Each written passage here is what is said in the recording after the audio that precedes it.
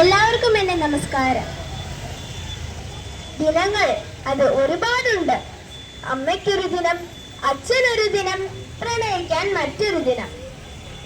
കലണ്ടറിലെ 365 ദിവസങ്ങളിൽ മുഖ്യ ദിവസവും നമ്മൾ ഇതുപോലുള്ള ദിനങ്ങൾ ആചരിക്കാറുണ്ട്.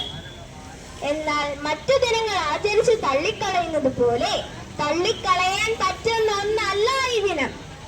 എന്താണെന്ന് നിങ്ങൾക്കറിയാമോ? ലഹരി എന്ന മഹാവിപത്തിനെതിരായ ദിനം, ലഹരി വിരുദ്ധ ദിനം. ലഹരി കാരണം എത്ര കുടുംബങ്ങളാണ് ഇല്ലാതാകുന്നത്. അതിൽ നമുക്ക് കണ്ടു നിൽക്കാൻ പറ്റാത്ത ചില വേദനകളുണ്ട്. എന്താണെന്നറിയാമോ?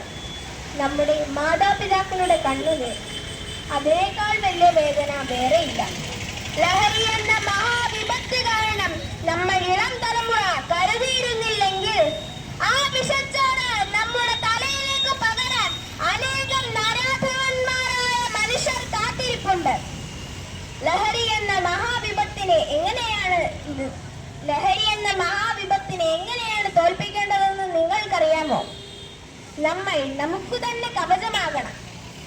വഴിമധ്യത്തിലോ യാത്രാവേളകളിലോ അപരിചിതർ തരുന്ന ഭക്ഷണ പദാർത്ഥം രുചിച്ചു നോക്കുകയോ അവരുടെ പ്രലോഭനങ്ങളിൽ വീഴുകയോ ചെയ്യരുത്.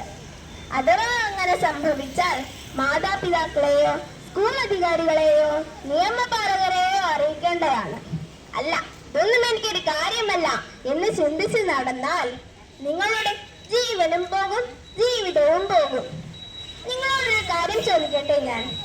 നിങ്ങൾക്ക് ജീവനാണോ വലുത് അതോ ലഹരിയോ? എന്നോട് ചോദിച്ചാൽ ഞാൻ പറയും എനിക്ക് ജീവനാണ് വലുതെന്ന്. ജീവിതത്തെക്കാട്ടിലും വലിയ ലഹരി വേറെയില്ല. നമുക്ക് ഒരുമിച്ച് നിന്ന് ഒരു പ്രതിജ്ഞ എടുക്കാം. നമ്മൾ ലഹരി ഉപയോഗിക്കത്തില്ല എന്നതും ലഹരി ഉപയോഗിക്കുന്നവരെ അതിൽ നിന്ന് തടയുമെന്നതും.